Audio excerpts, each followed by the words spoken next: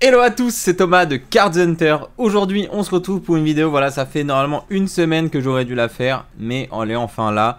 Donc, on va faire une vidéo un peu à la cool. Je vais répondre à vos questions. J'ai beaucoup de questions, souvent les mêmes. Je vous avoue, donc je fais cette vidéo comme ça. Je vais débunker vos questions les plus posées. Et puis, je vais pouvoir vous y rediriger sur cette vidéo à chaque fois qu'on posera les questions. Voilà, donc on va parler investissement, on va parler collection, on va parler qu'est-ce que c'est que d'avoir une boutique de cartes, voilà, tout simplement. Et puis d'autres questions un peu perso, on va voir ce que vous avez posé comme questions. J'ai sélectionné une vingtaine de questions, voilà, sachant que certaines avaient été posées pas mal de fois. Donc on va voir ça tout de suite ensemble. Let's go. Allez, on commence tout de suite, on rentre dans le vif du sujet avec la question de Johan SR18 qui nous dit: Hello, sur quelle série investir? Ténèbres embrasées, Voix du maître, etc. J'ai beaucoup de questions de ce type. J'ai 50 € de budget, quoi acheter? J'ai 1000 € de budget, quoi acheter? Est-ce que je devrais acheter des ETB? Est-ce que je devrais acheter machin? Je vais vous répondre à tous clairement. Pour investir de l'argent, il faut d'abord faire des recherches. Vous ne pouvez pas aller demander à droite à gauche une solution miracle pour l'investissement sur Pokémon, sur Magic ou autre. Faites des recherches, renseignez-vous un maximum. Je vais vous donner quelques clés tout de suite là pour vous orienter, mais on peut pas tout vous servir sur un plateau en fait. Si je disais à tout le monde de toutes mes astuces d'investissement, eh ben, en fait ça marcherait pas en fait. Si tout le monde a la même idée, on peut pas réussir à tous gagner de l'argent en fait. C'est clairement, il y a un moment où ça va pas aller. Donc premier point, là Johan me parle de séries récentes. Si vous voulez investir sur du moderne, des séries modernes, il n'y a pas 36 solutions aujourd'hui. Hein. Vous achetez du 11.5 en ETB ou en Pokébox ou en coffret premium. Et vous achetez pareil sur 4.5. C'est les produits les plus, disons, les plus sexy. C'est les produits qui vont prendre le plus de valeur. Surtout les ETB, bien sûr, avec les promos. Donc, Destinée Occulte, Destinée Radieuse, bien sûr. Voix du Maître, moi je trouve que c'est en dessous de ces deux séries. Donc, pourquoi mettre de l'argent dans Voix du Maître? Je vois pas pourquoi. Donc, si vous voulez investir sur du récent, vous faites ça. Acheter des boîtes de boosters récentes pour de l'investissement, franchement je vous le conseille pas en fait. Avec 150 €, vous auriez mieux fait d'acheter une belle carte ancienne, une belle holo Wizard. Vous auriez mieux fait d'acheter 2 ou 3 ETB récentes que d'acheter des displays. Des displays, ils sont réimprimés à la mort. C'est pas un produit d'investissement. Voilà, je vous le déconseille fortement. Après, moi, à chaque fois qu'on parle de récent, j'ai envie de vous dire ok, mais pourquoi tu veux pas plutôt du Wizard? Pourquoi tu veux pas plutôt investir sur des produits plus anciens? Pour moi, ça reste le premium de la collection. Ces ETB qui sortent aujourd'hui, elles peuvent être réimprimées encore pendant 1 an, 2 ans, 3 ans, 4 ans. Alors, elles garderont sûrement tout le temps de la valeur et vous prenez aucun risque, mais diversifiez-vous. Arrêtez de vous focuser que sur le récent. Allez voir aussi du côté de l'ancien. Et puis faites vos recherches. Franchement, les gars, pour des budgets vraiment relativement moindres, il y a des très belles opportunités à prendre. Vous avez des cartes gradées, vous pouvez trouver dans les 100, 200, 300, 500 € qui sont des très belles pièces de collection relativement limitées, voilà, avec des populations en dessous de 100 pièces qui sont quand même déjà des PSA 9 ou 10. Il y a des très belles cartes qu'on peut avoir pour pas si cher, honnêtement, qui sont pour moi des très bons investissements. Et après vous avez aussi du booster ancien, etc., qui sont aussi accessibles. Donc le récent c'est cool, mais diversifiez-vous et puis faites des recherches, renseignez-vous un maximum. On peut pas vous donner tout en main, vous dire tiens mets l'argent là, ça c'est un travail hein, tout simplement. Il y a des gens qui sont payés pour faire ce genre de choses, que ce soit dans la finance, la crypto-monnaie ou autre.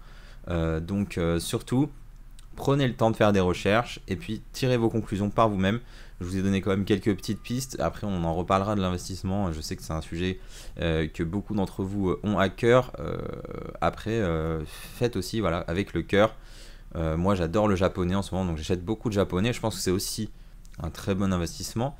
Mais c'est aussi la collection que j'ai envie d'avoir. Donc, essayez d'allier les deux en fait. Fixez-vous des objectifs et puis allez-y. Ensuite, on a Léo Mackey qui nous dit: où achètes-tu tes cartes japonaises? On pose souvent la question. Moi, j'utilise Nin Games. Voilà, je vais afficher ici. Et Obi Genki, tout simplement. Voilà. On me demande aussi souvent: est-ce que tu vas vendre un jour des cartes japonaises sur le site? Donc ça, la réponse est j'espère, mais c'est très compliqué. Il y a des problèmes de douane. Il faut sûrement créer une succursale directement au Japon ou alors trouver un partenaire de confiance. Voilà, c'est en projet. J'espère pouvoir concrétiser ça dans l'année, mais j'en suis pas sûr. Voilà. Alors on passe à la question suivante. Hop, c'est Christopher. Comment t'es venu l'idée d'ouvrir ta boutique? Tout simplement, ça fait un peu plus d'un an que j'achète et je revends des cartes en tant que hobby. Voilà, je le faisais sur Magic pour me permettre d'agrandir ma propre collection de cartes. Et puis, en fait, au bout d'un moment, ça a un peu dégénéré. J'avais de plus en plus de cartes.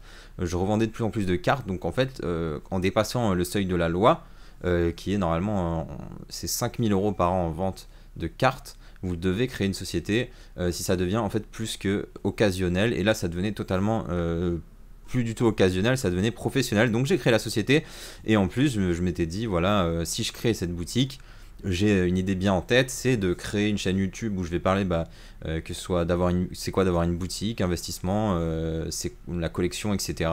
Donc je l'ai fait et puis vous m'avez suivi, donc c'est hyper cool, ça marche très très bien. Faut savoir qu'en dehors de ce qu'on voit aussi, je vends beaucoup de cartes à l'unité Magic.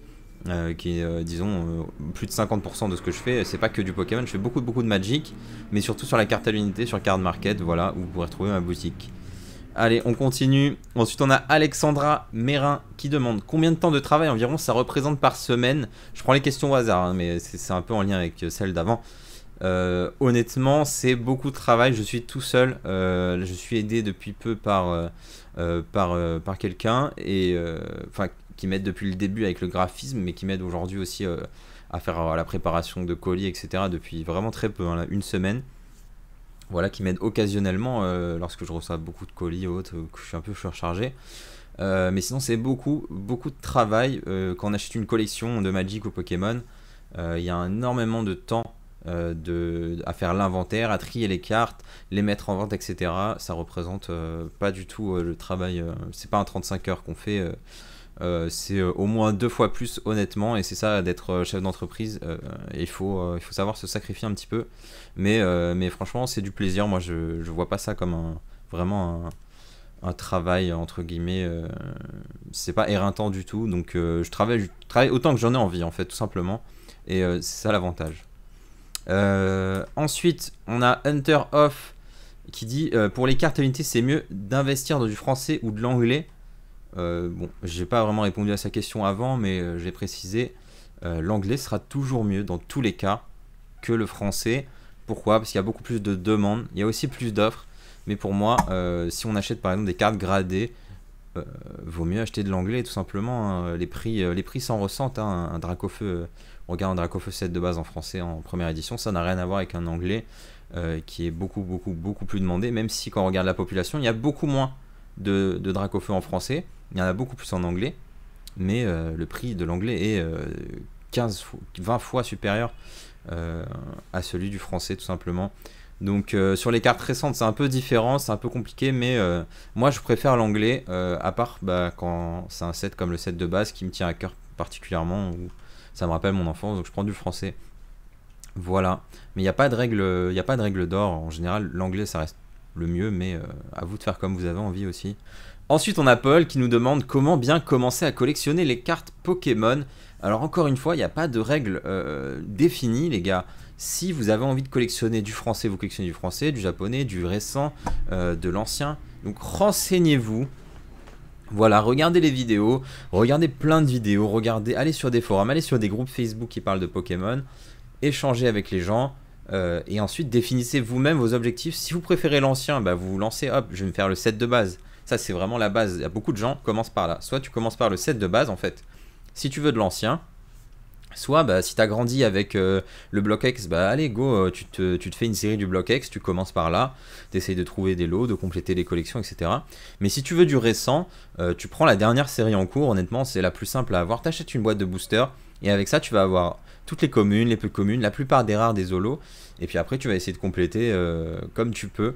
Mais il n'y a pas une règle spéciale, hein. Si vous avez envie de collectionner un seul Pokémon, allez-y. Si vous avez envie de collectionner une seule série, si vous avez envie de collectionner que du coréen, allez-y, hein. Franchement, qui vous en empêche? Donc c'est vraiment là, ça marche au plaisir. Juste équipez-vous, prenez des pochettes, prenez un classeur, Voilà, ça c'est vraiment la base. Et puis allez-y, selon votre budget, faites-vous plaisir, c'est le principal. Ensuite, qu'est-ce que je pense de la série YX Evolution, me demande Joe. Et est-ce que je pense que ça va prendre de la valeur? Je vous le dis clairement, je trouve que c'est beaucoup trop cher Evolution. Payer plus de 1000 € un display, faut pas déconner. Il y a des séries qui sont équivalentes ou mieux. En fait, là, on arrive à une échelle où en fait, vous pourriez avoir des boosters. Enfin, je sais pas, est-ce que vous préférez deux boosters set de base édition 1 ou une display Evolution? Moi, je préfère les boosters set de base édition 1, c'est clair. Donc, je trouve qu'on est quand même à la limite là, ça devient trop cher.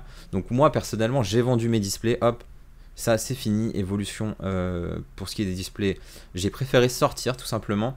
Donc, je vous déconseille d'acheter un display là dans les 900 à 1000 €. Je trouve que c'est trop élevé. Même si je pense, honnêtement, hein, en étant objectif, que ça va continuer de monter. Quoi qu'il arrive, moi, ça me fait un peu peur à ces prix-là pour des displays très récents, sachant que il y a des gens qui ont énormément de stock de ces séries. Donc j'ai préféré partir. Voilà mon avis sur XY Evolution.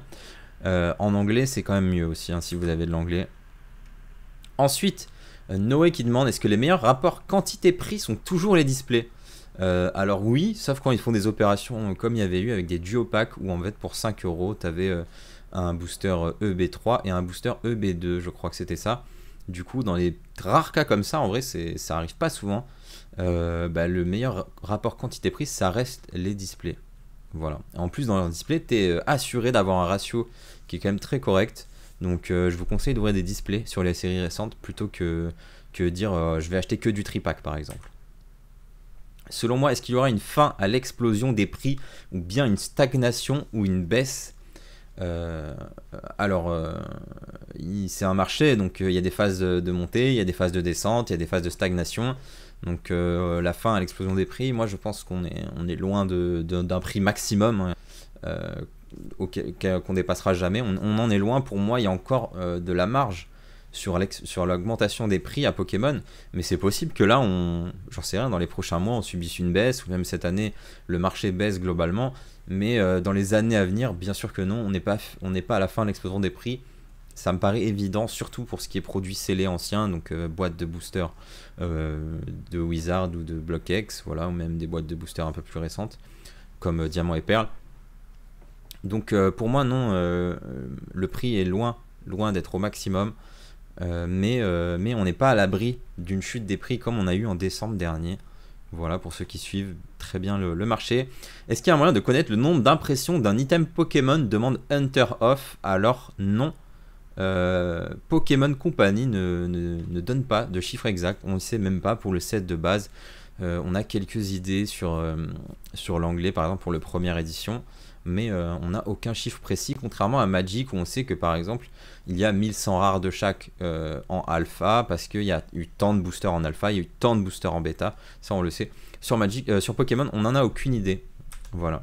Ensuite, il y a Noé qui nous demande, Hello, joues-tu à Pokémon? As-tu déjà participé à des tournois? Quels conseils pour les joueurs débutants? Donc Noé, c'est simple. Alors moi déjà oui, j'ai joué à Pokémon. Voilà, j'ai joué aux alentours de 2011 à 2013. Donc il y a un peu quasiment 10 ans. J'ai fait des tournois, j'ai fait des régionaux un peu à travers l'Europe, en Allemagne, au Royaume-Uni, en Italie, etc. Les championnats de France, voilà, j'ai jamais été au championnat du monde. Donc moi je vous conseille, si vous n'avez jamais joué à Pokémon, que vous êtes joueur Magic, et vous avez envie de vous intéresser à un autre jeu, pourquoi pas Pokémon? C'est un jeu qui est assez peu populaire, au final les gens veulent juste collectionner les cartes, mais c'est un jeu qui est plutôt intéressant, même si si vous venez de Magic, ce sera un peu frustrant parce que vous ne pouvez pas mulligan, pour ceux qui connaissent, vous ne pouvez pas non plus agir pendant le tour de l'adversaire, mais c'est un jeu très intéressant honnêtement, le jeu de cartes, et qui change beaucoup des autres jeux de cartes. Un conseil pour les débutants, écoute, quand le Covid sera parti, je t'invite à te renseigner sur une ligue Pokémon qui est près de chez toi. Voilà, c'est un endroit où les gens se regroupent en général une fois par semaine pour jouer aux cartes Pokémon, aussi pour les avant-premières. Et il y a aussi des petits tournois, on appelle ça des League Championship. Donc renseigne-toi si tu as une ligue près de chez toi. Vas-y, en général la communauté Pokémon est hyper accueillante sur le TCG et ils vont pouvoir t'apprendre à jouer ou alors t'apprendre à devenir meilleur si tu connais les bases. Sinon tu as le jeu aussi en ligne où tu as des tutoriels pour apprendre à jouer, donc essaye le jeu en ligne, c'est Pokémon Trading Card Game Online. Voilà, tes codes servent à ça, hein, si tu veux débloquer des boosters tout simplement. Et je vous invite à découvrir le jeu de cartes qui est plutôt cool, surtout si vous avez aussi des enfants. C'est un jeu qui est quand même accessible à un assez jeune âge.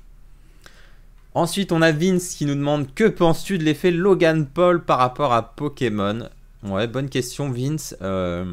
Moi, je trouve que Logan Paul, malgré le personnage, hein, on connaît tous, j'imagine, les phrases qu'il y a eu avec Logan Paul, par exemple au Japon, quand il n'avait pas respecté des morts, ou pas respecté la population, ou pas mal de choses avec Logan Paul qui sont plutôt négatives. Ça fait un petit moment qu'il essaie de changer son image.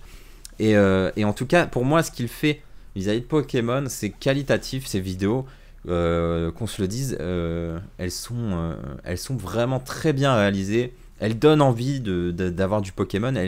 Elles dégagent une image hyper positive de Pokémon.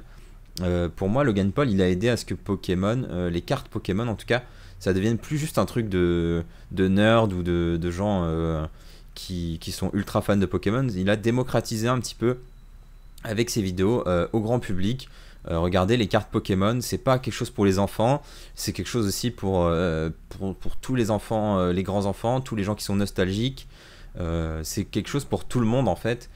Et du coup, vu que ces vidéos elles sont ultra quali, pour moi il a apporté vraiment beaucoup de positifs au final, malgré le personnage, malgré tout ce qu'il y a de négatif autour de Logan Paul. Honnêtement, ce qu'il a fait vis-à-vis de Pokémon, je trouve ça plutôt bien. Et du coup, j'en profite pour vous rappeler que samedi prochain, voilà, le 27 février, vers 23h, on va faire un live où on va commenter. Donc on va commenter le live en direct de Logan Paul qui ouvre un display set de base. Édition 1 en anglais, voilà, ça vaut à peu près aujourd'hui dans les 450 000 $. Donc il va ouvrir ça, il y a des gens qui ont acheté des boosters, un peu comme on fait sur les opening live, sauf que là c'était à plusieurs dizaines de milliers de dollars le booster. On va regarder ça ensemble, ça va être hyper intéressant, donc je vous invite à tous venir. Ensuite, on a JB qui demande: arrives-tu à vivre de ta boutique en ligne? Alors, tout simplement, je ne suis pas rémunéré, donc c'est souvent ça quand vous créez une société. Donc, la société, elle marche très correctement, mais pour l'instant, je ne me rémunère pas, parce que vous savez, il y a beaucoup de charges, etc. si on se rémunère. Donc voilà, mais tout marche bien, merci JB de t'en inquiéter. Ensuite, Louis qui demande: est-ce que les cartes courbées mais neuves perdent beaucoup de valeur en notation PCA? Alors bon, ça s'applique aussi à PSA, etc. Si vos cartes sont courbées, normalement ça n'affecte pas la notation. Pourquoi? Parce que quand elles sont dans le boîtier, elles vont être fixes en fait. C'est pas un dommage sur la carte. Voilà, ça va arriver sur vos cartes qui sont potentiellement foil ou autres. Normalement, vous perdez pas de points. Après, honnêtement, est-ce que c'est vraiment le cas? Est-ce que vous pouvez avoir un 10 si votre carte est très courbée? Je sais pas. Mais normalement, ça n'affecte pas la note. Ensuite, il y a Polo qui demande des astuces pour démarrer une collection avec un budget limité, moins de 50 € par mois. Bon, j'ai un peu expliqué avant comment faire pour démarrer une collection. Quand tu as un budget vraiment limité comme ça, le mieux à faire, ça va être chercher des bonnes affaires. Et vous m'avez souvent demandé comment trouver des bonnes affaires, où aller dénicher des cartes, où est-ce que tu trouves tes cartes. Donc là, il va falloir, en fait, quand on n'a pas beaucoup d'argent, ce qu'il faut faire, c'est passer beaucoup de temps à rechercher des cartes. C'est comme ça que vous allez trouver disons des pépites. Donc aujourd'hui, où trouver des cartes? Sur Vinted, sur eBay, sur Le Bon Coin, sur les groupes Facebook, et après ailleurs aussi, il faut chercher vide-grenier, vous demandez à vos contacts, à votre famille éloignée, vos amis, etc. s'ils ont des cartes Pokémon. Voilà, il faut un peu se débrouiller. Quand on n'a pas beaucoup d'argent, il va falloir aller chercher la bonne affaire. Et puis là, vous trouvez, je sais pas, pour 50 €, vous trouvez une carte qui en vaut 100, et vous la revendez. Avec l'argent, vous essayez de grossir comme ça votre collection avec votre budget. Il faut être patient, il faut être très très patient. Et je vous souhaite bon courage. Ensuite, on a Charles Hubert qui nous dit: que faire de toutes les communes qu'on a en double? Pour Pokémon, bon, c'est la même chose pour Magic. Il y a des personnes qui sont spécialisées, disons, dans le rachat des communes, peu communes, etc. qui derrière eux vont transformer ça en lot, ou alors en pseudo mystery box ou ce genre de choses. Donc soit vous vendez tout à quelqu'un qui est, disons, on va dire un grossiste, qui va transformer vos cartes en plus d'argent tout simplement. Donc vous allez vendre des cartes à 5 centimes pièce, on va dire. Ça, vous pouvez vous-même faire ce qu'ils font tout simplement. Donc vous prenez vos cartes communes, vos cartes peu communes, vous essayez d'en faire un lot, Et vous y rajoutez quelques petites cartes pour épicer un peu ça. Voilà, hop, là c'est un lot, il y a 1000 cartes, mais il y a disons 2 GX ou 2 niveau X, 2 V ou autre, j'en sais rien. Et puis vous vendez ça comme ça. Voilà, ça va souvent être des parents qui vont vous acheter ça, ou alors des gens qui démarrent la collection tout simplement. Donc c'est un des moyens d'épuiser, on va dire, ces cartes Pokémon TCG. Sinon vous en faites un bon feu de cheminée. Non. Non, mais sinon vous les donnez en vrai, donnez-les à une asso, c'est le mieux à faire, hein. Si vous n'avez pas envie de prendre la peine de les vendre. Sam qui demande quelle est la plus belle pièce de ta collection Pokémon. Bah, je pense que c'est ma display jungle qui est là, honnêtement. C'est l'item qui a le plus de valeur en tout cas. Voilà, elle est là aujourd'hui. Donc une display jungle en anglais, 2e édition. Ensuite, je voulais venir juste sur un dernier point. Voilà, il y a des gens qui ont dit en commentaire, voilà, quelques personnes, ah mais toi t'es pas un vrai collectionneur, toi ce qui t'intéresse c'est l'argent, t'es un spéculateur, blablabla. Bla, bla. Pas mal de choses. En fait, il y a pas mal de gens qui ont de la haine face, bah, que ce soit aux gens qui parlent d'argent tout simplement, ouvertement vis-à-vis de Pokémon. Alors que c'est une réalité, hein, si votre carte elle vaut 1000 €, c'est comme ça, c'est juste qu'il y a de la demande. Et ensuite, d'une autre part, il y a des gens qui ont beaucoup de haine face au phénomène, disons, Logan Paul, avec beaucoup de gens en fait qui reviennent dans le milieu de Pokémon et qui font que bah, les produits ou les cartes qu'ils voulaient, bah, c'est devenu trop cher pour eux et c'est devenu inatteignable. J'ai qu'une chose à vous dire, c'est que en fait, si on remonte tout le temps dans le passé, c'est tout le temps arrivé ce genre de choses. Il y a un jour, votre carte que vous vouliez, elle valait 1 €, ensuite elle en a valu 10, ensuite elle en a valu 100, et peut-être qu'aujourd'hui elle en vaut 10 000. Mais c'est cyclique, donc il y aura d'autres cartes qui vont avoir le même effet. Donc ce que j'ai à vous dire, c'est que si vous avez des objectifs et qui sont plus atteignables, fixez-vous de nouveaux objectifs, adaptez-vous, sinon bah, vous allez vous faire tuer par le marché, malheureusement. Donc voilà, il y a cette carte là qui vaut 10 000 €, vous pouvez plus l'acheter aujourd'hui, mais c'est pas grave, fixez vos objectifs sur la prochaine carte qui vaudra 10 000 €. Fixez vos objectifs sur la carte qui vaut 100 € aujourd'hui et qui vous plaît, et que vous pensez à du potentiel ou l'item. Et puis allez-y, et les gens qui arrivent en fait dans le marché, bah, il faut plutôt les encourager à le faire, et c'est ce que j'essaye de faire, que ce soit ici ou sur le Discord. Voilà, donc si vous êtes nouveau dans Pokémon et que vous regardez cette vidéo, bienvenue à vous, j'espère que vous allez adorer cette aventure. En tout cas, j'espère que vous la partagerez avec la chaîne Cards Hunter. J'ai répondu à pas mal de questions, je sais qu'il y a d'autres questions auxquelles j'ai pas répondu, je peux pas répondre à tout, mais n'hésitez pas à venir en live, poser vos questions, ou alors sur le Discord. Voilà, donc on se retrouve très vite pour une nouvelle vidéo, voilà, mardi à 18 h, voilà, et sinon samedi, la semaine prochaine, samedi 27 février en live vers 23 h, ça va être vraiment très très intéressant, je pense, à analyser. Voilà, je vous souhaite une bonne fin de week-end à tous, ciao.